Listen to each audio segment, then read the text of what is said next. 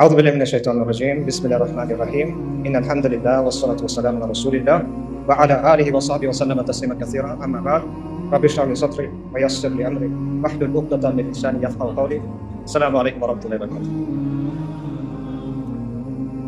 আশা করি আপনারা সবাই ভালো আছেন। প্রথমে আমি একটা ডিসক্লেমার দিয়ে শুরু করি, ঠিক আছে? প্রথমে আমি তিনটা বিষয় আপনাদের কাছে মাফ চেয়ে নিচ্ছি।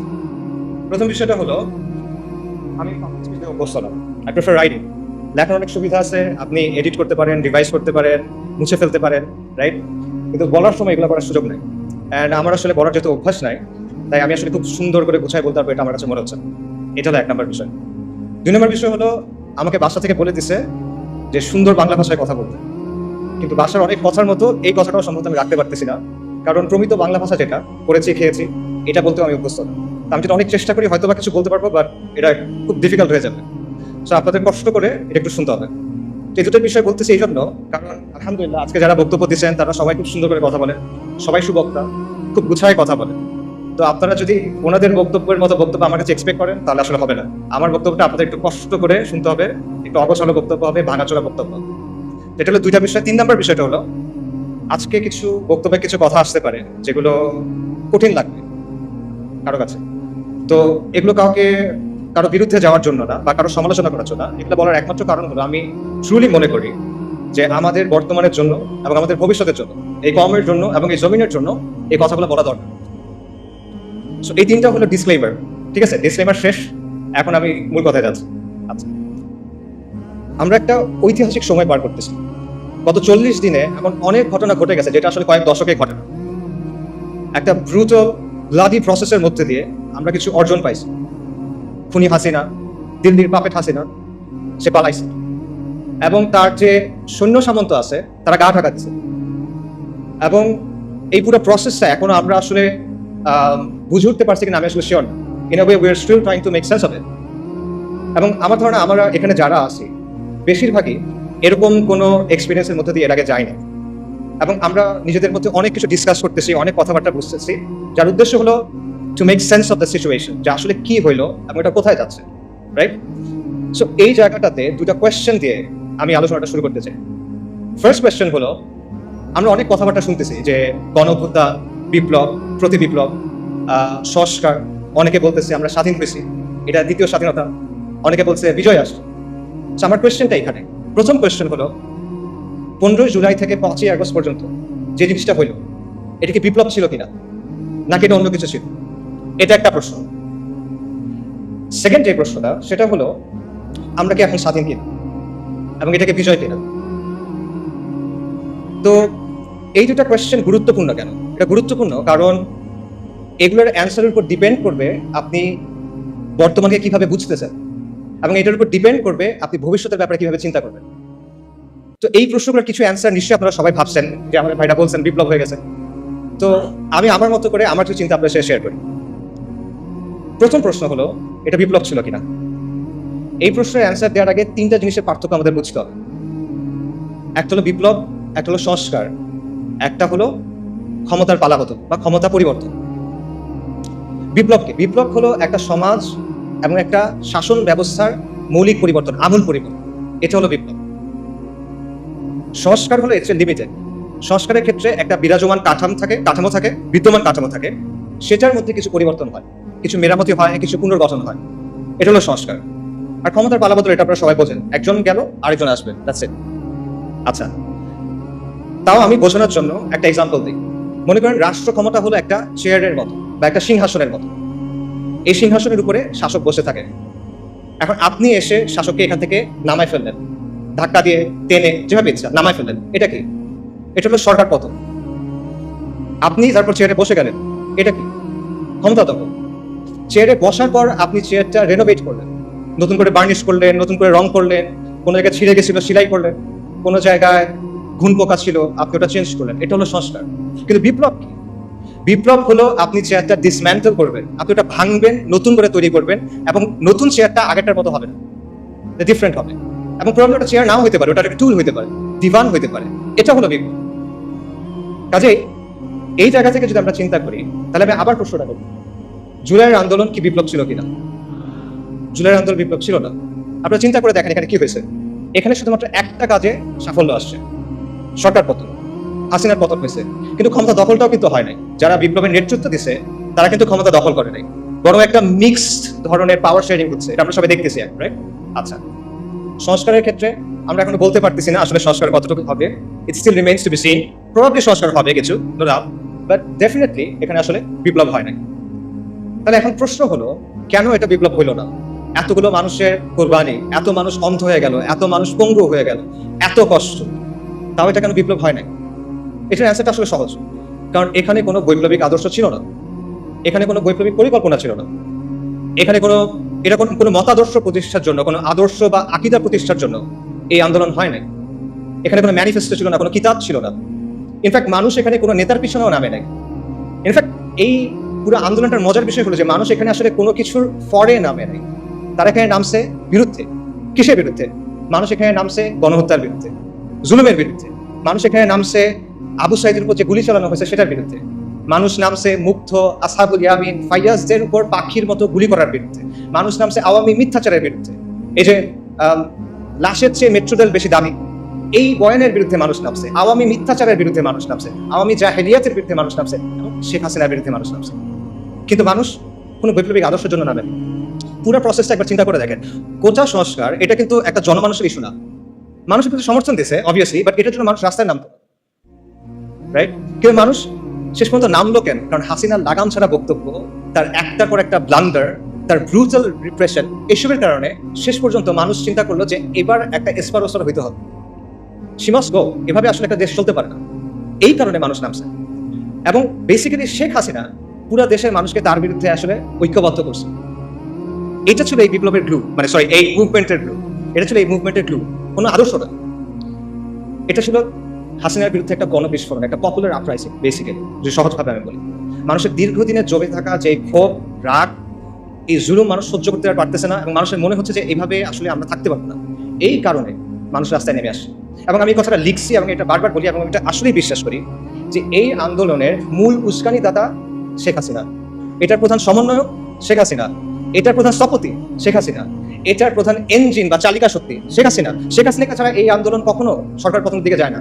আপনারা চিন্তা করে দেখেন, 30শে জুলাই সে যদি সবগুলো দাবি মেনে নেয়, কি হয়? তার সরকার পতন হয়?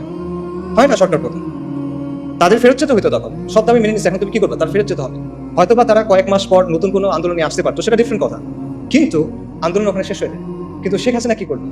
সে আলটিমেটলি এটাকে পতনের দিকে নিয়ে গেল। তার যে হিউব্রিস, তার যে অ্যারোগেন্স, তার যে অহংকার, এটা আলটিমেটলি তাকে পতনের দিকে নিয়ে গেল। এবং এইখানে আমি আসলে ফিরআউনের সাথে একটা মিল দেখতে পাই। ফিরআউনের কথাটা চিন্তা কর, যে বনী ইসরাইল যখন লোহিত সাগরের সামনে গেল, মুসা আলাইহিস সালামের পেছনে পেছনে, সাগর ভাগ হয়ে গেল, বনী ইসরাইল সাগরের মধ্যে চলে যাচ্ছে। ফিরআউনের কি দরকার ছিল তার পেছনে পেছনে যাওয়া? সে কি গেইন করতো এখানে? বনী ইসরাইল তো চলে যাচ্ছে, বনী ইসরাইল তার পাওয়ার জন্য কোনো চ্যালেঞ্জ না, বনী ইসরাইল তার সিংহাসন নিতে চায় না। কিন্তু সে কেন যাচ্ছে? সে দেখতেছে তার সামনে একটা সমুদ্র লিটারালি ভাগ হয়ে গেছে, একটা সুপার ন্যাচারাল ইভেন্ট তার সামনে ঘটতেছে। সে বুঝতেছে এটা দুনিয়াবি কোনো শক্তির কাজ না। তাও সে কি করতেছে? তার মনে হলো যে না, এর পিছনে আমি যাই। এটা কেন? এটা তার অ্যারোগেন্স। সেই তো বলছিল আনা রাব্বুকুমুল আ'লা। এটা তার অহংকার, এবং এই অহংকারটাই তার পতন নিয়ে আসছে। এবং সেই ব্যাপারটা আমি বলবো যে শেখ হাসিনার ক্ষেত্রে হয়েছে। আল্লাহ এইভাবেই তার পতনটা রাখছে। এই আন্দোলন নিয়ে অনেক ধরনের তত্ত্ব আছে, অনেক ধরনের ষড়যন্ত্র তত্ত্ব আপনারা শুনবেন। যেমন ধরেন, কেউ আমেরিকার কথা বলবে, কেউ কালার রেভলিউশনের কথা বলবে, কেউ এনইডির কথা বলবে। এবং এই কথাগুলোর যে একেবারে মেরিট নাই আমি সেটা মনে করি না, এখানে কিছু মেরিট থাকতে পারে। But at the end of the day দুটো পয়েন্ট আমাদের স্বীকার করতে হবে। সে দুটো পয়েন্ট হলো, শেখ হাসিনার বিরুদ্ধে পুরা বাংলাদেশের অধিকাংশ মানুষ একসাথে হয়ে গেছিল, একটা ইজমা হয়ে গেছিল যে she must go. And second পয়েন্টটা হলো, দুনিয়া চালায় কে? আল্লাহ। আল্লাহ মালিকুল মুলক, আল্লাহ আল জাব্বার আল মুতাকাব্বির, এবং আল্লাহ আল লতীফ আস-সাতুর। ওয়াল্লাহু গালিবুন আলা আমরি ওয়ালাকিন আকসারান নাসি লা ইয়ালামুন। আল্লাহ তার কর্ম সম্পাদনে প্রবল, যদি অধিকাংশ মানুষ তা জানে না। অনেক মানুষের অনেক পরিকল্পনা থাকে, মাখলুকের অনেক পরিকল্পনা থাকে, অনেক ষড়যন্ত্র থাকে, but at the end of the day কার ইচ্ছা বাস্তবায়ন হয়? ওয়া মাকারু ওয়া মাকরুল্লাহ ওয়াল্লাহু খায়রুল মাকিরিন। সবাই পরিকল্পনা করে, আল্লাহ পরিকল্পনা করে, আল্লাহর পরিকল্পনা বাস্তবায়ন হয়। ওয়ালা গালিবা ইল্লাল্লাহ ওয়া হুয়া আলা কুল্লি শাইইন কাদির। সো এই বিষয়টা আমাদের মাথায় রাখা দরকার। আমরা যেন একটা ব্যালেন্স পজিশনে থাকি। ব্যাপারটা যেন এমন না হয় যে আমরা চিন্তা করতেছি যে কেউ সেভিয়ার আসছে আসমান থেকে নেমে বাংলাদেশকে অনেক কিছু করে দিবে, এরকম কিছু আমরা চিন্তা করার দরকার নাই। আবার আমাদের এটাও চিন্তা করার দরকার নাই যে সবকিছুই মনে হয় ইলুমিনাতি করে বা আমেরিকা করে বা অমুক কেউ করে। ব্যাপারগুলো আসলে এরকম না। দুনিয়া কন্ট্রোল করেন আল্লাহ। যাই হোক, আমি মূল আলোচনায় যদি ফেরত চাই, আমরা শুরু করছিলাম একটা প্রশ্ন দিয়ে, এটা বিপ্লব কিনা? এটা বিপ্লব না। এটা ছিল শেখ হাসিনার বিরুদ্ধে গণবিস্ফোরণ। এটা ছিল হাসিনার পতনের ব্যাপারে মানুষের মধ্যে যে মনোভাব অলরেডি চলে আসছিল সেটা একটা বাস্তবায়ন। এবং এই জন্যই মানুষ যখন বুঝতে পারছে যে আলটিমেটলি আর কোনো অপশন নেই, আমাদের রাস্তায় নেমে যেতে হবে, তখন হাসিনার পতনটা নির্ধারিত হয়ে গেছে।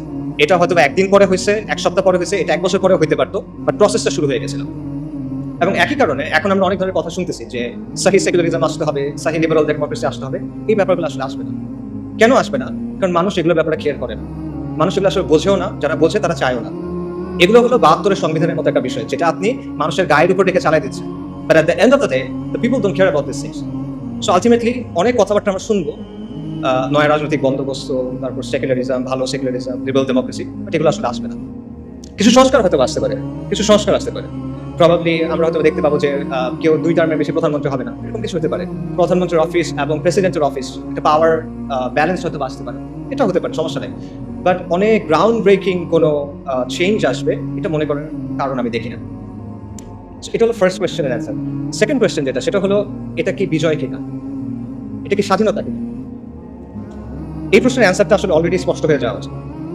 তাও এটা আসলে বিজয় না, এটা সর্বোচ্চ একটা আংশিক বিজয় আমরা বলতে পারি, বাট এটা কোনো অর্থেই, কোনো সেন্সে এটা সামগ্রিক বিজয় হইতে পারে না। এটা কেন পারে না? এটার অনেকগুলো রিজন আছে, বাট আমি কিছু রিজন একটু আগে আলোচনায় চলে আসছে, বাট আমি আরো কয়েকটা রিজন বলি। প্রথম কারণটা হলো পোস্ট কলোনিয়াল স্টেট, উত্তর ঔপনিবেশিক রাষ্ট্র, একটা কঠিন বাংলা শব্দ। এটা একটা কারণ যে এই কাঠামোটা রেখে আপনি আসলে কখনো স্বাধীন হতে পারবেন। এটা মানে কি? এটা মানে সহজভাবে বলি, একসময় এটা ছিল আমাদের রাজত্ব, এটা আমাদের রাজত্ব ছিল। এটা পারফেক্ট ছিল না, এখানে অনেক সমস্যা ছিল, কিন্তু এটা আমাদের রাজত্ব ছিল। কিন্তু তারপর ফিরিঙ্গিরা আসছে, ব্রিটিশরা আসছে, ইউরোপিয়ানরা আসছে, এবং তারা এসে আমাদেরকে তাদের গোলাম বানাইছে, তারা এসে আমাদেরকে তাদের দাস বানাইছে, এবং তাদের একটা সিস্টেম আমাদের উপর চাপাই দিচ্ছে। এইটাই হলো কলোনিয়াল রাষ্ট্র। এবং এই কলোনিয়াল রাষ্ট্রের মূল উদ্দেশ্য হলো দুটা, একটা হলো কন্ট্রোল, একটা হলো এক্সপ্লয়টেশন, নিয়ন্ত্রণ এবং শোষণ। আর কোনো উদ্দেশ্য নেই। কলোনিয়াল যে ব্যুরোক্রেসি বা আমলাতন্ত্র, এটার উদ্দেশ্য ছিল এই দুটা। কলোনিয়াল যে পুলিশ, এটার উদ্দেশ্য ছিল এই দুটা। কলোনিয়াল যে সেনাবাহিনী, এটার উদ্দেশ্য ছিল এই দুটা। আজকে ফিরিঙ্গিরা নাই, চলে গেছে, অনেক আগেই চলে গেছে, কিন্তু ওদের যে সিস্টেম সেটা রয়ে গেছে। আজকে আমাদের যে ব্যুরোক্রেসি আছে সেটা কলোনিয়াল ব্যুরোক্রেসি কন্টিনিউয়েশন, ধারাবাহিকতা। আজকে আমাদের যে পুলিশ বাহিনী আছে সেটা কলোনিয়াল পুলিশ বাহিনীর ধারাবাহিকতা। এবং উপমহাদেশের যে সেনাবাহিনীগুলো আছে এগুলো সবগুলো ব্রিটিশ ইন্ডিয়ান আর্মির ধারাবাহিকতা। এটা ভেঙেই, মানে এটা থেকেই পাকিস্তান আর্মি এবং ইন্ডিয়ান আর্মি হয়েছে, এবং দেন সেখান থেকে বাংলাদেশ আর্মি হয়েছে। এগুলো হিস্টোরিক্যাল ফ্যাক্ট, কেউ ডিনাই করতে পারবে না।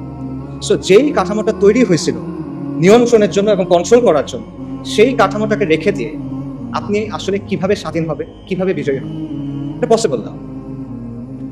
এটা গেল একটা রিজন। আরেকটা রিজন হলো মডার্ন স্টেট ইটসেলফ। এই যে আমি নিয়ন্ত্রণের কথা বললাম আর শোষণের কথা বললাম, এটা কিন্তু শুধু কলোনিয়াল রাষ্ট্রের বৈশিষ্ট্য না, এটা মডার্ন স্টেটেরও বৈশিষ্ট্য। আধুনিক যে রাষ্ট্র সেটা ইনহেরেন্টলি একটা ডমিনেটিং, কন্ট্রোলিং, অথরিটেরিয়ান মেশিনারি। এটা এমন একটা যন্ত্র যার উদ্দেশ্য হলো শোষণ করা এবং নিয়ন্ত্রণ করা। এবং এটা শুধুমাত্র আমাদের মতো তৃতীয় বিশ্ব বা গ্লোবাল সাউথের দেশগুলোর জন্য না, এটা পুরো বিশ্বে। আমাদের দেশে একটা ধারণা আছে যে হাসিনার যে সেকুলারিজম ওটা ছিল লাইফ সেকুলারিজম বা মওদু সেকুলারিজম, আর আমেরিকাতে যেটা আছে বা ইংল্যান্ডে যেটা আছে বা মতান্তরে ফ্রান্সে যেটা আছে এটা হলো সাহি সেকুলারিজম। কিন্তু এই যে নিয়ন্ত্রণের ব্যাপারটা, কন্ট্রোলের ব্যাপারটা, এটা সেখানেও আছে। এটা নিয়ে অনেক একাডেমিক আলোচনা আছে, আমি সেই আলোচনায় যাবো না। আমি আপনাদের একটা এক্সাম্পল দিব, যে এক্সাম্পলটা আপনারা সবাই দেখছেন। সেটা হলো কোভিডের কথা চিন্তা করে দেখেন, বিশেষ করে লকডাউন এবং ভ্যাকসিনের কথা। আচ্ছা, সেকুলারিজম এবং লিবারাল ডেমোক্রেসি আপনাকে অনেক সুন্দর সুন্দর কথা বলবে, স্বাধীনতা, অধিকার, এরকম অনেক কথা বলবে। বাট লকডাউনের সময় কি হয়েছে চিন্তা করে দেখেন তো। একদিনের মধ্যে আপনার সব অধিকার, আপনার সব স্বাধীনতা নাই, শেষ। আপনি ঘরের বাইরে যেতে পারবেন না, চাকরিতে যেতে পারবেন না, মসজিদে যেতে পারবেন না। কারো বাপ মারা গেছে, সে বাপকে দাফন করতে যেতে পারতেছে। কারো বাচ্চা হসপিটালে, সে তার কাছে যেতে পারতেছে। এটা কি? এটা টোটাল কন্ট্রোল আপনার জীবনের উপরে। এবং আমরা দেখছি যেখানে রাষ্ট্র যত শক্তিশালী সেখানে লকডাউন তত টাইট। আমাদের মতো দেশগুলোতে রাষ্ট্র পুরোপুরিভাবে অতটা শক্তিশালী না, যে কারণে আমরা কিছুটা মুভমেন্টের সুযোগ পাইছি। কিন্তু আপনি যদি ওয়েস্টের দিকে তাকান, দেখবেন সেখানে এক্সট্রিমলি টাইট ভাবে লকডাউনগুলো এনফোর্স করা হয়েছে। তো এই যে লকডাউন, এটা কিন্তু আপনি দেখেন, এটা আপনার সমস্ত অধিকার, স্বাধীনতাকে নিয়ন্ত্রণে নিয়ে ফেলা হলো। এটা একটা ডিপ্রেশন, এটা একটা কর্তৃত্ববাদ, এবং এটা সেকুলার ডেমোক্রেসিগুলাই করতেছে। এবং এর মধ্যেও আমরা দেখছি যে দুটো অংশ হয়ে গেছে, যে সাধারণ মানুষ লকডাউনের মধ্যে বাসায় বসে আছে, পাগল হয়ে যাচ্ছে, সর্বশান্ত হয়ে যাচ্ছে। অন্যদিকে এলিট যারা, তারা পার্টি করে বেড়াচ্ছে, এরকম খবর আসছে গোয়াপাড়া পার্টি করে বেড়াচ্ছে, ওদিকে মানুষজন মেন্টাল হেল্পলাইনে ফোন করতে করতে এই হয়ে যাচ্ছে, শহীদ হয়ে যাইতেছে, এরকম একটা অবস্থা। আচ্ছা, এরপর দেখেন লকডাউনের পর কি আসলো, ভ্যাকসিন না নিলে আপনি দুনিয়াতে অচল, আপনার ভ্যাকসিন নিতেই হবে। আপনার শরীরের মধ্যে আপনি একটা আনটেস্টেড এক্সপেরিমেন্টাল ড্রাগ নেবেন, এখানে আপনার কোনো সে নাই, আপনাকে বেসিক্যালি কোয়ার্স করা হলো এটা নেওয়ার জন্য, নইলে আপনি হজও যেতে পারবেন, এরকম একটা অবস্থা, তাই না? তো এর যে টোটাল কন্ট্রোল আর কি হইতে পারে? এটা কোনো মেটাফরিক্যাল কন্ট্রোল না, এটা কোনো রূপক কন্ট্রোল না, এটা রিয়েল কন্ট্রোল। আপনার চলাফেরাকে কন্ট্রোল করতেছে, আপনার শরীরের মধ্যে আপনি কি দিবেন সেটাকে কন্ট্রোল করতেছে। এবং এই সব কিছু কে করতেছে? সেকুলার রাষ্ট্র। যে সেকুলার রাষ্ট্র সাপোজিটলি আপনাকে কি দেয়? স্বাধীনতার অধিকার দেয়। এটা হলো তার অবস্থা। আধুনিক রাষ্ট্রের যে তত্ত্ব, এটার অন্যতম জনক বলা হয় থমাস হবসকে, ব্রিটিশ ফিলোসফার। থমাস হবস রাষ্ট্রকে কল্পনা করছিল লেভায়াথান হিসেবে। লেভায়াথান মানে কি? লেভায়াথান হলো একটা পৌরাণিক জীব, একটা মিথোলজিক্যাল, একটা মিথিক্যাল ক্রিচার। বাইবেলে এটার কথা আছে। এটা হলো একটা সামুদ্রিক জীব যেটার আকার অত্যন্ত বড়, এটাকে হারানো যায় না, এটা এতটা বড়, ওভারকাম করা পসিবল না। তো হবস রাষ্ট্রকে চিন্তা করছিল একটা দানবীয় শক্তি হিসেবে, এবং বাস্তবে তাই হয়েছে। রাষ্ট্র একটা দানবীয় শক্তিতে পরিণত হয়েছে, একটা সর্বব্যাপী ভয়ঙ্কর দানবেশে পরিণত হয়েছে, যে নিজেই আইন বানায়, যে নিজেই আইনের ব্যাখ্যা করে, এবং যে নিজেই আইনের প্রয়োগ করে। রাষ্ট্রের উপরে কোনো রেফারেন্স নাই, সবার উপর রাষ্ট্র শুদ্ধ, তাহার উপর নাই। রাষ্ট্র হলো অ্যালফা এন্ড দি ওমেগা, এরকমই অবস্থা। এবং আপনার জন্ম থেকে মৃত্যু পর্যন্ত প্রতিটা পদে পদে রাষ্ট্র আপনাকে নিয়ন্ত্রণ করতে চায়, রাষ্ট্র আপনাকে সার্ভেইল করতে চায়। বার্থ সার্টিফিকেট থেকে ডেথ সার্টিফিকেট, আপনার কল হিস্ট্রি থেকে আপনার চ্যাট লগ, আপনার ব্রাউজিং ডেটা, সবকিছু, আপনার মানে প্রত্যেকটা ট্রানজাকশন, আপনার ইনকাম ট্যাক্স, প্রতিটা জিনিসে রাষ্ট্র এসে হাত ঢোকায়, সে নিয়ন্ত্রণ করতে চায়, সে সার্ভেইল করতে চায়। এবং এটাই হলো পৃথিবীর ইতিহাসে আপনি খুঁজে পাবেন না যে এই মাত্রার নিয়ন্ত্রণ, এই মাত্রার এক্সপ্লয়টেশন কোনো সিস্টেমের মাধ্যমে হয়েছে, যেটা সেকুলার সিস্টেমের মাধ্যমে হয়েছে। কাজেই এবং এটাই হলো আসলে আধুনিক রাষ্ট্রের সভরেন্টির অর্থ। সার্বভৌমত্বের কথা আমরা বলি না, এটাই হলো সার্বভৌম শক্তির সত্যিকারের অর্থ। সার্বভৌম শক্তির প্রকৃত রূপ হলো এটা। যারা আপনারা জানতে চান এই ব্যাপারে, একজন জার্মান ফিলোসফার ছিল কার্ল শ্মিট, আপনারা তার লেখা পড়ে দেখতে পারেন, সেই ব্যাপারটা খুব ডিটেইলে আলোচনা করছে। আজ পর্যন্ত এটা কোনো রিফিউটেশন আছে না, কারণ এটাই বাস্তব, এটাই সভরেন্টির অর্থ। কাজেই আধুনিক রাষ্ট্রের মধ্যে আপনি আসলে কখন মুক্তি পাবেন না, বিজয় পাবেন না। আধুনিক রাষ্ট্র আপনাকে কি দিবে? সে আপনাকে গাঁজা খাওয়ার স্বাধীনতা দিবে, মদ খাওয়ার স্বাধীনতা দিবে, জিনা করার স্বাধীনতা দিবে, এলজিবিটির স্বাধীনতা দিবে। এগুলো দিয়ে সে আপনাকে ভুলায় রাখবে, কিন্তু আসল স্বাধীনতা সে আপনাকে দিতে পারবে না।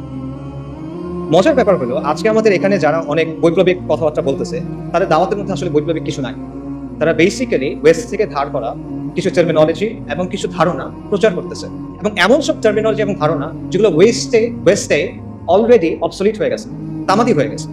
ওয়েস্টে আপনি দেখেন liberal democracy is on the retreat. পুরো পশ্চিমা বিশ্বে এখন একদিকে ফার রাইট, অন্যদিকে ফার লেফট, অর্থাৎ উগ্র ডানপন্থী এবং উগ্র বামপন্থীদের উত্থান হচ্ছে, এবং এই দুটার মাঝখানে যেটা আছে ভ্যানিলা জেন, সেটা হলো লিবারাল ডেমোক্রেসি, যেটা আবেদন হারাচ্ছে। এবং মাল্টিপোলার বিশ্বের কথা আপনারা সবাই শোনেন, মাল্টিপোলার বিশ্বে লিবারাল ডেমোক্রেসি ভাত নাই, এবং এটার যে বয়ানগুলো আছে অলরেডি এগুলো সব ভেঙে যাচ্ছে। লিবারাল ডেমোক্রেসির প্রধান একটা বয়ান হলো মানবাধিকার। গাজা জেনোসাইড আমরা দেখছি যে মানবাধিকার বলে আসলে কিছু নাই। গাজাতে কি হয়েছে আমরা জানি, এটা আসলে বলতে গেলে ট্রমাটিক একটা এক্সপিরিয়েন্স হয়ে যাবে। মানে বাবা তার বাচ্চার কাছে গেছে, বাচ্চার ডেড বডি নাই, পলিথিনের ভিতরে করে সে ছিন্ন বিচ্ছিন্ন কিছু অংশ নিয়ে আসতেছে। মানবাধিকার কোথায়? যারা মানবাধিকার কথা সবচেয়ে বেশি বলে তারা হলো ইসরায়েলকে উইপেন্স দিচ্ছে, পলিটিক্যাল ক্লাউড দিচ্ছে, রাইট? সো মানবাধিকার কোথায়? মানবাধিকার বেসিক্যালি একটা আদর্শিক হাতিয়ার, যেটা ইউজ করে ওয়েস্ট তাদের জিওপলিটিক্যাল ইন্টারেস্ট অ্যাডভান্স করে, তাদের নিজেদের স্বার্থ হাসিল করে। একই কথা আন্তর্জাতিক আইনের ক্ষেত্রে। কই আন্তর্জাতিক আইন কই? ইসরায়েল নানা জায়গায় গিয়ে গিয়ে অ্যাটাক করতেছে, কনসুলেটের ভিতরে গিয়ে অ্যাটাক করছে, যেটা কখনো হয় না। কই আইন কোথায়? নাই। এগুলো রেটরিক, যেগুলো ওয়েস্ট তাদের ইচ্ছা মতো ইউজ করে তারপর ফালায়। কিন্তু আমরা এগুলো বিশ্বাস করে বসে আছি, আমরা মনে করছি এটা মনে হয় অনেক বৈপ্লবিক কিছু একটা। এবং ফাইনালি আপনি দেখেন গাজা এটাও প্রমাণ করছে যে ডেমোক্রেসি অ্যাকচুয়ালি ওয়ার্ক করে। কেন এটা আমি বলতেছি? দেখেন ওয়েস্টে অনেক মানুষ কিন্তু গাজা জেনোসাইডের বিপক্ষে, তারা এটার বিরুদ্ধে রাস্তায় মার্চ করছে, তারা প্রতিবাদ করছে, এটা আপনার স্বীকার করতে হবে এবং আমরা এটা অ্যাপ্রিসিয়েট করি, আর তারা হেদায়েত করে। কিন্তু তাও তারা এটা বন্ধ করতে পারতেছে না। অনেক মানুষ এটার বিরুদ্ধে, কিন্তু তারা এটা বন্ধ করতে পারতেছে না। এটা কেন? কারণ তারা যাকেই ভোট দিচ্ছে দেখা যাচ্ছে যেই ক্ষমতায় আসতেছে সে জায়নিস্টদের পকেটে এবং সে গ্লোবাল এলিটদের পকেটে। তার মানে হলো ডেমোক্রেসির মধ্যে আবারও ডেমোক্রেসির যেটা আতুরঘর, সেই জায়গাতেও এটা আসলে জনগণের আকাঙ্ক্ষার প্রতিফলন করতে পারে না। ডেমোক্রেসি নিয়ে আপনি অনেক সুন্দর সুন্দর কথা বলতে পারেন, but at the end of the day it can be hack, it can be hack very easy, যেটা আমরা দেখতেছি। কাজে এত কিছুর পরও যারা ওই মানধাত্তা আমাদের লিবারাল ডেমোক্রেসির কথা বলতেছে অনেক বৈপ্লবিক বয়ান হিসেবে, তারা আসলে ওয়ার্ল্ডের ট্রেন্ডটা বুঝতেছে না হয়তো, এবং তারা একটা ডেট এক্সপায়ার্ড মাল বিক্রি করার চেষ্টা করতেছে। তারা বিপ্লবের কথা বলতেছে, বাট তারা পশ্চিমা প্যারাডাইম থেকে বের হইতে পারতেছে না। তাদের মধ্যে পশ্চিমা আদর্শ নিয়ে এক ধরনের ফিক্সেশন আছে, তাদের মধ্যে পশ্চিমা থিওরি নিয়ে এক ধরনের ফেটিশিজম আছে। পশ্চিম যেটা বলছে ওটাই সহি, পশ্চিম যেটা বলছে ওটাই সমাধান, অল্প স্বল্প কিছু চেঞ্জ করতে হবে, liberal democracy with Bangla characteristics, এটা হলে হয়ে যাবে। এই হলো তাদের প্রস্তাবনা। তো এগুলো করে আসলে আলটিমেটলি কোনো সমাধান হবে না। সো আমরা যদি আগের কথায় ফেরত যাই, এটা কি বিজয় ছিল কিনা, এটা মুক্তি ছিল কিনা? না, এটা ছিল না। যদি সহি সেকুলারিজম বা সহি লিবারাল ডেমোক্রেসি আসে, যেটা আসবে না, যদি আসে তাও সেটা বিজয় এবং মুক্তি হবে না। তাহলে মুক্তি কিসে? বাস্তবতা হলো আমাদের মুক্তি এবং পুরো বিশ্বের মুক্তি হলো ইসলামের মধ্যে। এটা আমি রেটরিক্যালি বলতেছি না, আমি শুধু এটা বিশ্বাস করি, এটা ইসলামের মধ্যে। আল্লাহর গোলামি মেনে নেওয়ার মধ্যেই হলো সৃষ্টি মুক্তি। কথাটা অনেকটা প্যারাডক্সিক্যাল লাগতে পারে যে গোলামির মধ্যে মুক্তি কিভাবে, কিন্তু এটাই বাস্তবতা। এটা 100% একটা লজিক্যাল কথা। কেন লজিক্যাল কথা? কারণ হলো দুনিয়ার বাস্তবতা হলো দুনিয়াতে আসলে সত্যিকার অর্থে কোনো ফ্রিডম নাই। এখানে অ্যাবসলিউট কোনো ফ্রিডম হয় না। প্রত্যেকটা ব্যবস্থায় আপনার কারো না কারো আনুগত্য স্বীকার করে নিতে হয়, আপনার কিছু না কিছুর উপর ঈমান আনতে হয়, কোনো না কোনো বিষয়কে আপনার ধ্রুব সত্য হিসেবে স্বীকার করতে হয়। এটা থেকে আপনি বের হইতে পারবেন না। ভ্যালু নিউট্রাল কোনো সিস্টেম হয় না, নিরপেক্ষ কোনো সিস্টেম হয় না। প্রত্যেকটা সিস্টেমের মধ্যে একটা না একটা রব থাকে যেটাকে মেনে নিতে হয়। এবং অ্যাবসলিউট আমরা মানে এর কথা বলে ফ্রিডম অফ স্পিচের কথা বলে, অ্যাবসলিউট ফ্রিডম অফ স্পিচ বলে কিছু নাই, অ্যাবসলিউট স্বাধীনতা বলে কোনো কিছু নাই। প্রত্যেকটা স্বাধীনতা হলো একটা বাউন্ডারির মধ্যে দেওয়া স্বাধীনতা। দাবা খেলার সময় চিন্তা করেন, যখন আপনি কেউ যদি দাবা খেলে, সে দাবা খেলার নিয়ম মেনে যে কোনো চাল দিতে পারে, কিন্তু নিয়ম সে চেঞ্জ করতে পারে না। নিয়মটা মেনে তাকে খেলার টেবিলে বসতে হয়। সেম জিনিস, যে কোনো সিস্টেমে ওই সিস্টেমের নিয়ম মেনে আপনি স্বাধীন, কিন্তু এই নিয়মগুলো আপনি চ্যালেঞ্জ করতে পারবেন। কাজে প্রকৃত অর্থে আসলে কোনো স্বাধীনতা নাই। মানুষ প্রত্যেকটা সিস্টেমে কারো না কারোর সামনে সস্তা করে। আমরা করতেছি না, আধুনিক মানুষ করতেছে না। আধুনিকতা আপনাকে রাষ্ট্রের গোলাম বানাইছে, আপনাকে মুক্ত বাজারের গোলাম বানাইছে, আপনাকে নফসের গোলাম বানাইছে। কাজেই ইসলাম ছাড়া বাকি যা কিছু আছে সবকিছু হলো গায়রুল্লাহর গোলামি করা, আর ইসলাম হলো আল্লাহর গোলামি করা। তা আপনি কার গোলামি করবেন? আপনি মানুষের গোলামি করবেন, মাখলুকের গোলামি করবেন, নাকি আপনি আল্লাহর গোলামি করবেন? সত্যিকারের মুক্তি হলো গায়রুল্লাহর ইবাদত থেকে বের হয়ে এসে এক আল্লাহ দাসত্ব মেনে নেওয়া। যখন আপনি এটা করবেন, তখন আমরা মানুষ হিসেবে আমাদের যে কসমিক রোল, আমাদের যে মহাজাগতিক ভূমিকা আল্লাহ আমাদের জন্য ঠিক করে দিয়েছেন খালিফা হিসেবে, তখন সেটা আমরা পালন করতে পারবো। তখন আমরা পুরো সৃষ্টির সাথে হারমোনিতে আসতে পারবো। আধুনিকতা প্রকৃতিকে ডমিনেট করতে চায়, কন্ট্রোল করতে চায়, এটা করতে গিয়ে সে ক্লাইমেট ক্যাটাস্ট্রফি করে ফেলছে। কিন্তু আপনি যখন আল্লাহর দাসত্ব মেনে নেবেন, তখন আপনি এর সাথে হারমোনিতে আসতে পারবেন। এখানেই আপনি প্রকৃত মুক্তি পাবেন। এটা ছাড়া সত্যিকার অর্থে কোনো স্বাধীনতা নাই। আপনার জিডিপি যত হোক, আপনার যতগুলো মেট্রো রেল থাকুক, আপনার যত মাথা পিছু যত ইচ্ছা হোক, আপনার রাস্তা যত সুন্দর হোক, মুক্তি নেই। কমফোর্ট আছে, মুক্তি নেই। এখানে আরেকটা কোয়েশ্চেন আছে, সেটা হলো ইসলাম কিভাবে? আমি যদি বলি যে আলটিমেটলি মুক্তি হলো ইসলামে, তাহলে প্রশ্ন আসবে ইসলাম কিভাবে? তো এই কোয়েশ্চেনের অ্যান্সারটাও আমি প্রথম কোয়েশ্চেনের সাথে ট্যাগ করতে চাই। প্রথম কোয়েশ্চেনে আমরা তিনটা বিষয় নিয়ে কথা বলছিলাম: সরকার বদল, সংস্কার আর বিপ্লব। এখন এক এক করে আমাকে বলেন দেখি, সরকার পতনের মাধ্যমে কি ইসলাম আসবে? না, আসা সম্ভব না। একটা সরকার গিয়ে আরেকটা সরকার আসবে, আসলো তো ইসলাম আসবে না।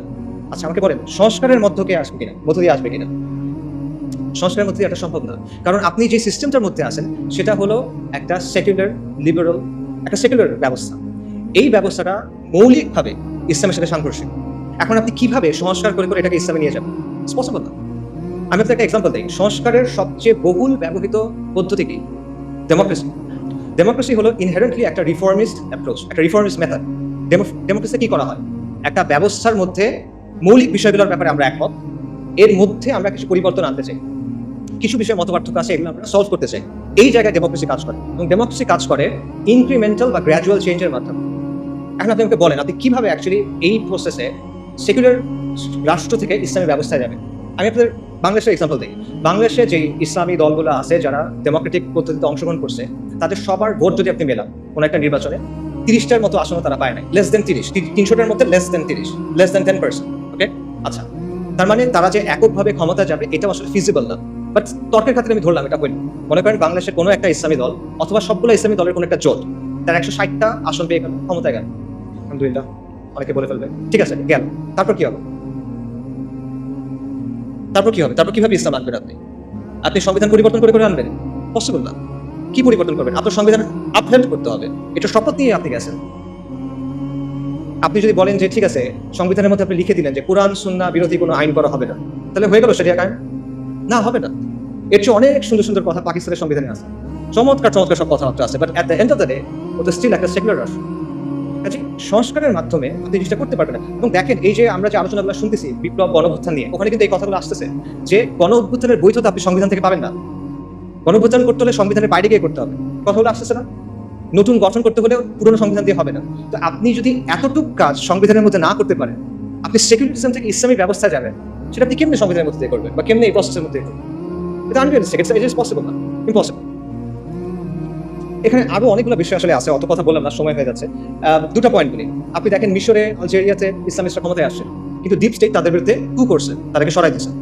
তিউনিসিয়াতে সেম জিনিস হয়েছে, কিন্তু তিউনিসিয়াতে যারা ক্ষমতায় আসছিল তারা ইসলামিস্ট ছিল না, তারা ছিল সাবেক ইসলামিস্ট, যারা পরবর্তীতে লিবারাল ডেমোক্রেট হয়েছে, তাদেরকেও কু করে সরাই দিয়েছে। এবং এই ব্যবস্থায় যারা গেছে তারা নিজেরা চেঞ্জ হয়ে গেছে। 1980-র দশকে অনেকগুলো মুসলিম দেশের ইসলামী মুভমেন্টগুলো অনেক তর্ক বিতর্কর পর একটা সিদ্ধান্ত নিয়েছিল যে ঠিক আছে, আমরা ইসলাম কায়েমের জন্য ডেমোক্রেটিক পদ্ধতি ইউজ করবো। এটার উদ্দেশ্য কি? আমরা ক্ষমতায় যাব, তারপর আমরা ধীরে ধীরে ইসলাম কায়েম করার চেষ্টা করবো। ভালো উদ্দেশ্য। তারপর কি হয়েছে? 40 বছর পর হয়েছে যে আমরা দেখতেছি যে তারা নিজেরা এখন ইসলামী রাষ্ট্রের কথাই বলে। এদের অনেকেই, সবাই না, অনেকেই। এটা এখন কি বলে? এখন তারা বলে কল্যাণ রাষ্ট্রের কথা, ওয়েলফেয়ার স্টেট, প্লুরালিজমের কথা। এরা এখন বলে যে লিবারাল ডেমোক্রেসির কথা। অর্থাৎ তারা সিস্টেমে ঢুকছিল সিস্টেমটা চেঞ্জ করার জন্য, সিস্টেমের জায়গায় আছে, তারা চেঞ্জ হয়ে গেছে। এটা হলো অবস্থা। তো সংস্কারের মধ্য দিয়ে আসলে এইভাবে এই পরিবর্তন সম্ভব না। বাস্তবতা হলো, আপনি যদি সেকুলার ব্যবস্থা থেকে যে ট্রান্সফরমেশনটা প্রয়োজন ইসলামী ব্যবস্থা যাওয়ার জন্য, সেটার জন্য প্রয়োজন বৈপ্লবিক পরিবর্তন এবং রেভলিউশনারি মিনস। এটাই বাস্তব। এবং এটা শুধুমাত্র ইসলামের ক্ষেত্রে প্রযোজ্য না, এটা যে কোনো ব্যবস্থার ক্ষেত্রে প্রযোজ্য। যখন পৃথিবীতে রাজতন্ত্রের বদলে রিপাবলিক আসে, তখন সেটা বৈপ্লবের মাধ্যমে আসে, বৈপ্লবিক পদ্ধতির মাধ্যমে আসে। এবং এটা একটা ঐতিহাসিকভাবে প্রমাণিত সত্য। এটা এমন একটা কনক্লুশন যেটা অ্যাভয়েড করা সম্ভব না। আপনি ধাপে ধাপে চিন্তা করেন। আপনি যদি মুসলিম হন, আপনাকে শরিয়া চাইতে হবে, নন নেগোশিয়েবল। কেউ মুসলিম, সে শরিয়া চায় না, এটা পসিবল না, এটা কুফর। কেউ যদি মনে করে ইসলামের চেয়ে ওই জিনিসটা বেটার, কেউ যদি মনে করে ইসলামের চেয়ে ওই জিনিসটা অগ্রাধিকার পাওয়ার মতো, কেউ যদি মনে করে দুটো সমান, এটা কুফর। অর্থাৎ যদি মুসলিম হয়, তাকে শরিয়া চাইতে হবে। আর সেকুলার ব্যবস্থা মৌলিকভাবে ইসলামী ব্যবস্থার সাথে সাংঘর্ষিক, এই দুটো কোএক্সিস্ট করতে পারে, একটা আরেকটাকে ডমিনেট করার চেষ্টা করবে, সেটা হবে না। আচ্ছা, এবং আমরা দেখতেছি যে সেকুলার ব্যবস্থাকে সংস্কারের মাধ্যমে চেঞ্জ করে করে আপনি আলটিমেটলি ইসলামী ব্যবস্থায় যেতে পারতেছেন না। তাহলে অপশন কি বাকি থাকে? আপনার বৈপ্লবিক পরিবর্তন ছাড়া আপনার আর কোনো অপশন বাকি থাকে না। কিন্তু বৈপ্লবিক পরিবর্তন নিয়ে আসলে আমাদের মধ্যে অনেক ভুল ধারণা আছে। বাস্তবতা হলো যে আমাদের চিন্তাভাবনাগুলো আসলে বেশিরভাগ সময় খুব রেটরিক ভিত্তিক। আমরা ঢালাও কথাবার্তা বলি, আমরা অনেক আবেগ কথাবার্তা বলি, আমরা অনেক জজবার কথা বলি, কিন্তু আমরা দলিল, আদিল্লা, রিয়ালিটির অ্যানালিসিস, লজিক এগুলোর দিকে তাকাই। আমরা অনেক সময় চিন্তা করি যে বিপ্লব মনে হয় একটা ওভারনাইট ব্যাপার, রাতারাতি হয়ে যাবে। অথবা আমরা মনে করি যে আমি যা করতেছি করতে থাকবো, একদিন ডাক দিবে কেউ একজন, বিপ্লব হয়ে যাবে। ব্যাপারগুলো এরকম না। আসলে এখানে কিছু ম্যাটেরিয়াল কন্ডিশনস আছে, অথবা আপনি বলতে পারেন যে এখানে কিছু আসবাবের দুনিয়ার কিছু শর্ত আছে যেটা আপনার পূরণ করতে হবে। যেটা পূরণ না করলে আপনি পারবেন না। একটা এক্সাম্পল দেই, পানি কখন ফুটে? পানির বয়লিং পয়েন্ট কত? 100 ডিগ্রি সেলসিয়াস। এটা কি মুমিনের জন্য একরকম, কাফেরের জন্য আরেক রকম? না, এটা সবার জন্য সেম। কেন সেম? আল্লাহ দুনিয়ার নিজাম, আল্লাহ ঠিক করে দিচ্ছেন এখানে, সবার জন্য এটা সেম। সমাজ এবং রাষ্ট্রের মধ্যেও এরকম কিছু ম্যাটেরিয়াল কন্ডিশনস আছে যেটা আপনার পূরণ করতে হবে। এই জিনিসটা আপনি আবেগ বা জজবা দিয়ে, আমরা হকের উপর আছি, জাস্ট এই বিষয়টা দিয়ে আপনি বাইপাস করতে পারবেন। এই রিকোয়ারমেন্ট আপনাকে ফুলফিল করে আসতে হবে। হ্যাঁ, এমন হতে পারে যে কাফেরদের জন্য যে রিকোয়ারমেন্ট, সেখানে আমাদের কিছু অ্যাডিশনাল রিকোয়ারমেন্ট থাকতে পারে। যেমন আমাদের ইমানি, আমলি, শারঈ, আকাইদি কিছু রিকোয়ারমেন্টস থাকবে, যেটা একটা কমিউনিস্টের থাকবে না। কিন্তু ম্যাটেরিয়াল রিকোয়ারমেন্ট সেম, এটা আপনার লাগবে। তো এটা বাইপাস করে আপনি আসলে বৈপ্লবিক পরিবর্তনের দিকে যেতে পারবেন। এটা না করে আপনি যদি শুধু বলেন যে আমার ইমান আছে, আমার অনেক জজবা আছে, আমরা তো হকের উপর আছি, এভাবে হবে না। এটা তাওয়াক্কুলের ভুল বুঝ। বাস্তবতা হলো বৈপ্লবিক পরিবর্তন একটা লম্বা, জটিল, রুক্ষ প্রক্রিয়া, কঠিন একটা প্রক্রিয়া। এর মধ্যে নানা ধরনের জটিলতা আছে এবং এটার মধ্যে মাল্টিপল স্টেজেস আছে, একাধিক স্টেজ আছে। ব্যাপারটা এভাবে চিন্তা করেন। মনে করেন আপনি কালকে আম খাইতে চান, আপনি আজকে গাছ লাগাবেন, এটা হবে না। আপনি কালকে আম খাইতে চান, আপনি আজকে গাছ লাগাবেন, হবে না। কালকে তো ফল আসবে না। একটা লম্বা প্রসেসের মধ্যে দিয়ে যাওয়ার পর ফল আসবে। তো আপনি ওভারনাইট এটা চাইতে পারেন না যে আমি আজকে গাছ লাগাবো, কালকে ফল আসবে, হয় না। আচ্ছা, আরেকটা জিনিস চিন্তা করেন। মনে করেন আপনার প্রতিবেশী, তার বাসায় জামের গাছ আছে এবং তার বাসার গাছে জাম ধরছে, সে জাম পারতেছে। মানে আপনি তার কাছে গিয়ে বললেন আমাকে আম সত্য বানিয়ে দাও, আমাকে আমের শরবত বানিয়ে দাও, ম্যাঙ্গো স্মুদি দাও। এটা হয়? ইট ডাজন্ট ওয়ার্ক লাইক দ্যাট। যে বীজ বুনছে ফসল তার, যেই বীজ বোনা হয়েছে ওটাই আসবে। আম গাছে তো জাম হবে না।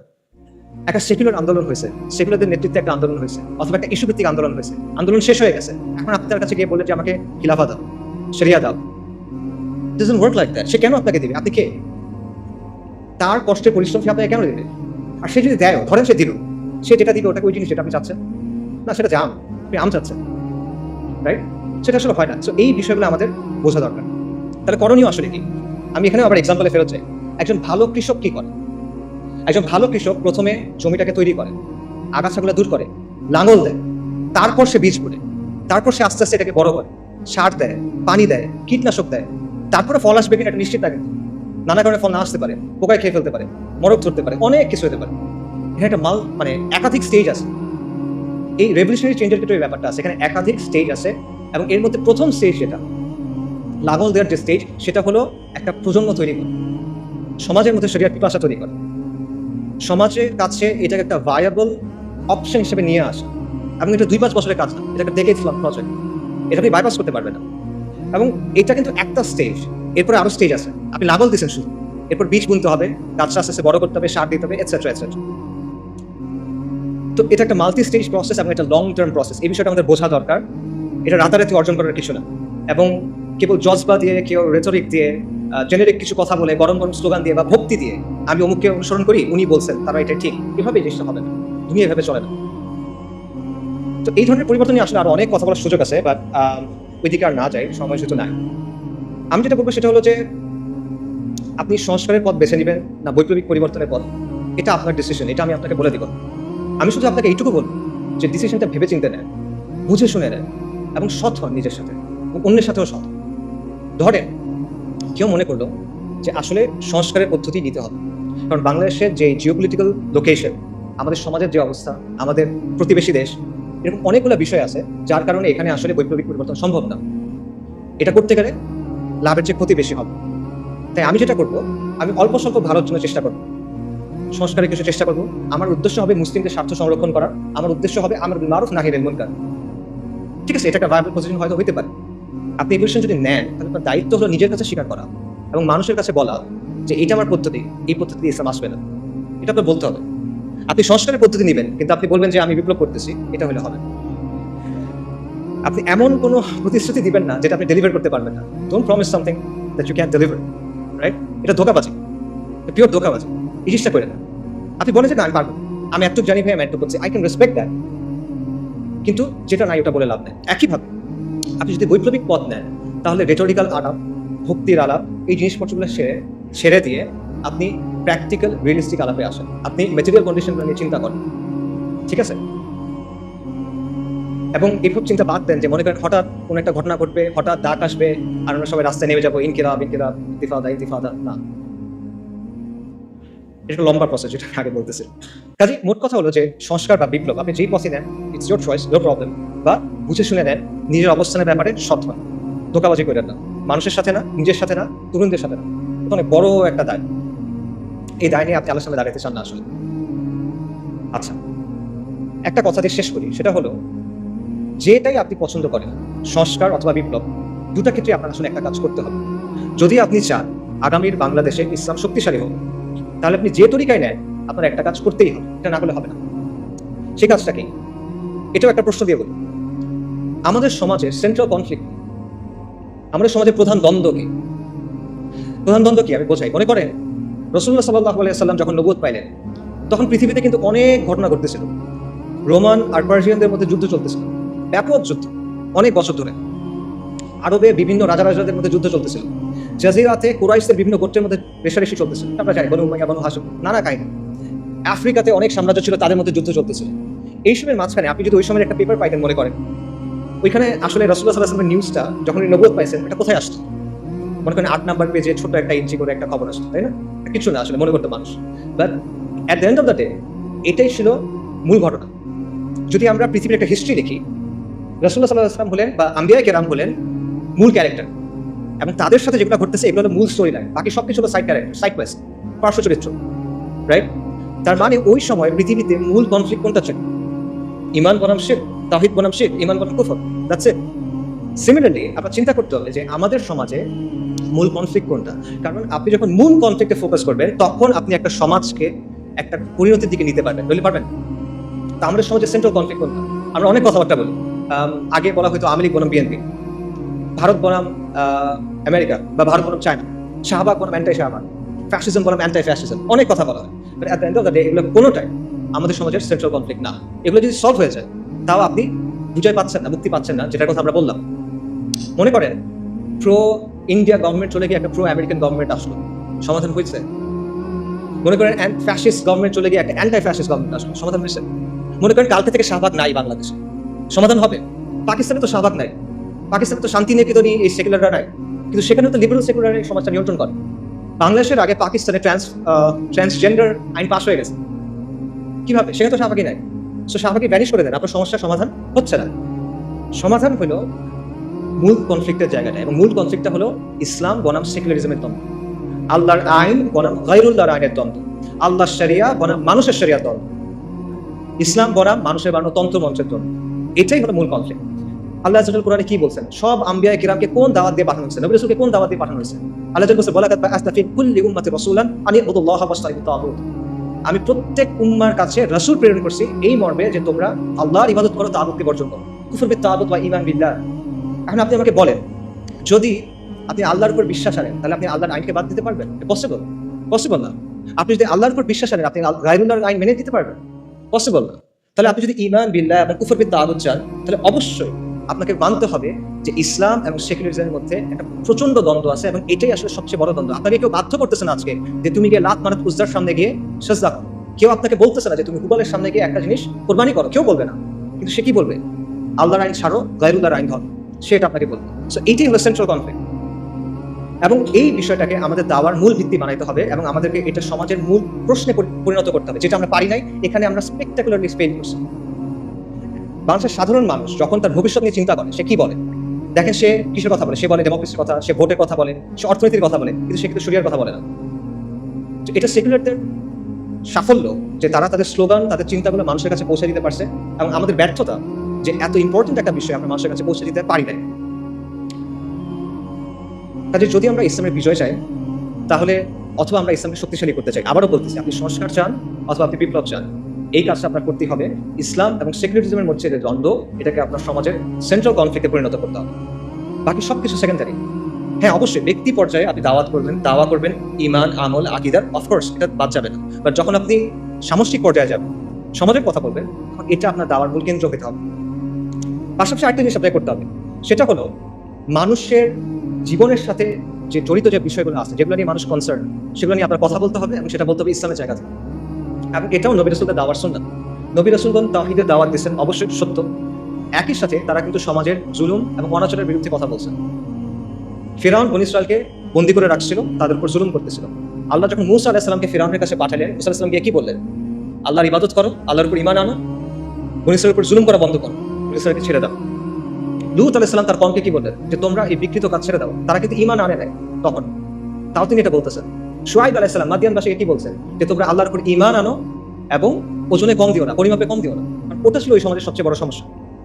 কাজে এটা পরিষ্কার যে নবী রাসূলগণ শুধুমাত্র তাদের জাতিকে তাওহীদের দাওয়াত দেন নাই, পাশাপাশি সমাজের যে বিরাজমান সমস্যাগুলো ছিল, বড় বড় সমস্যা, সেগুলো নিয়ে তারা কথা বলছেন, এবং এটা আপনাকেও করতে হবে। এটা আম্বিয়া কেরামের দাওয়াত সুন্নাহ, এবং এটা আমাদের করতে হবে। আমরা বলি যে ইসলাম হলো কমপ্লিট কোড অফ লাইফ। তাহলে দ্রব্যমূল্যের সমস্যা, বেকারত্বের সমস্যা, যে বিষয়গুলো নিয়ে মানুষ পেরেশান থাকে, এগুলো ইসলামের মধ্যে নাই, এগুলো শরিয়ার বিষয় না। আপনি এগুলো নিয়ে কথা বলবেন না, কেন বলবেন না? তাহলে এটা Islamic complete code of life কিভাবে হলো? আপনার কথা তো আপনার কাজের সাথে মিলবে না তখন। সেই কাজটা আমাদের করতে হবে, এবং এটা শুধু, আবারও আমি বলতেছি, এটা শুধু ঢালাও বক্তব্য দিয়ে হবে। আপনার প্র্যাকটিক্যাল সমাধান তার সামনে আনতে হবে, আপনার প্র্যাগম্যাটিক সমাধান তার সামনে আনতে হবে ইসলামের জায়গা থেকে। আপনি এটা বললে হবে না যে ইসলাম সব সমস্যার সমাধান দেয়। আপনার বলতে হবে ইসলাম অমুক সমস্যার সমাধান এইভাবে দেয়, এটা হলো বেস্ট সমাধান, এটা আপনার বলতে হবে। এবং এইভাবে এমনভাবে আপনার মানুষের সামনে ইসলামী ব্যবস্থার একটা ভিশন তুলে ধরতে হবে, যাতে করে মানুষ যখন চিন্তা করে ভবিষ্যৎ নিয়ে, তখন সে মনে করবে যে হ্যাঁ সেরিয়া আছে। এটা আমরা করি না। এখানে আমাদের অবস্থান 0-র কাছাকাছি, অথবা 1%, 100 মতো। আমার মনে হয় 1%। সামারি করুন, আপনার উদ্দেশ্য সংস্কার হোক অথবা বিপ্লব। যদি আপনি আগামী বাংলাদেশে ইসলামকে শক্তিশালী করতে চান, আপনার দুটা কাজ করতেই হবে। প্রথম কাজটা হলো ইসলাম ও সেকুলারিজমের যে দ্বন্দ্ব, এটা সমাজের মূল দ্বন্দ্বে পরিণত করতে হবে। এটাকে দ্বন্দ্ব হিসেবে চিহ্নিত করতে হবে, এটাকে দাওয়ার মূল কেন্দ্রবিন্দু বানাতে হবে, এবং এটাকে সমাজের মূল প্রশ্নে পরিণত করতে হবে। কার্যকরীভাবে মানুষের কাছে সেটা পৌঁছায় দিতে হবে, এবং শুধু সমালোচনার মাধ্যমে না, গঠনমূলক আলোচনার মাধ্যমে। শুধু সমস্যা নিয়ে কথা বলতে হবে না, সমাধানের কথা বলতে হবে, এবং শরিয়াকে একটা ভায়াবল অপশন হিসেবে আপনি প্রেজেন্ট করতে হবে। দ্বিতীয়ত, সমাজের মধ্যে যে জুলুম আছে, যে অনাচার আছে, যে বিষয়গুলো নিয়ে মানুষ কনসার্ন, সেগুলো নিয়ে আপনার ইসলামের বেসিসে তার পাশে গিয়ে দাঁড়াতে হবে, তার সাথে কথা বলতে হবে, এবং এই দুইয়ের সংমিশ্রণে আপনি সামাজিক শক্তি অর্জন করতে পারবেন। এবং এই জন্য আমাদের আসলে অনেক নতুন নতুন উদ্যোগ নিতে হবে, এবং আমাদের we have to think outside the box. আমাদের দেশে আলহামদুলিল্লাহ অনেক দিনই কাজ হয়, এবং এগুলো খুবই প্রয়োজনীয়, এগুলো চলো, কিন্তু আপনার এখানে একটা শূন্যস্থান আছে, এটা বুঝতে হবে। এই শূন্যস্থান পূরণ করার চেষ্টা করতে হবে এবং এই জন্য অনেক ইনিশিয়েটিভ দরকার, এই জন্য প্রচন্ড ডেডিকেটেড ভাবে কাজ করার মানুষ দরকার, পাগল হয়ে কাজ করবে এমন মানুষ দরকার। You have to be relentless, you have to be tireless, and you have to be proactive. আর কোনো অপশন নাই আসলে। এবং এটার অংশ হিসেবে কিছু কিছু উদ্যোগ নেওয়া হচ্ছে। একটা উদ্যোগের কথা আপনারা হয়তো জানেন, একটা লিফলেট আপনারা পাইছেন, ইসলামিক সোশ্যাল অ্যাক্টিভিস্ট নেটওয়ার্ক। ইনশাআল্লাহ এটার ব্যাপারে আপনারা এরপরে আরও জানবেন এবং আমরা আশা করবো যে আপনারা এটার সাথে থাকবেন, সামিল থাকবেন, এতে সাপোর্ট করবেন। এর পাশাপাশিও আসলে আরো অনেক ধরনের উদ্যোগ দরকার এবং এখানে অনেক যোগ্য মানুষ আছেন, জ্ঞানীগুণী মানুষ আছেন। আমি বলবো আপনারা সবাই এই বিষয়গুলো নিয়ে চিন্তা করেন বা কাজ করতে হবে। কাজ করার সময় এখন, এরপরে এটা আপনি পাবেন। If not now then when. এখন যদি কাজ না করেন কখন করবেন? যদি আপনি না করেন তাহলে কে করবে? আমার কথা এতক্ষণ শোনার জন্য সবাইকে ধন্যবাদ। আমি স্পেসিফিক্যালি সিয়ানকে এবং রফিক ভাইকে ধন্যবাদ জানাবো অ্যারেঞ্জ করার জন্য। আর জুলাই আন্দোলনের সময় এবং এই বন্যার সময় আমাদের যারা মারা গেছেন, আমরা তাদের সবার রুহের মাত্রা কামনা করি। আখির দাওয়ানা আলহামদুলিল্লাহি রাব্বিল আলামিন। আসসালামু আলাইকুম ওয়া রাহমাতুল্লাহি।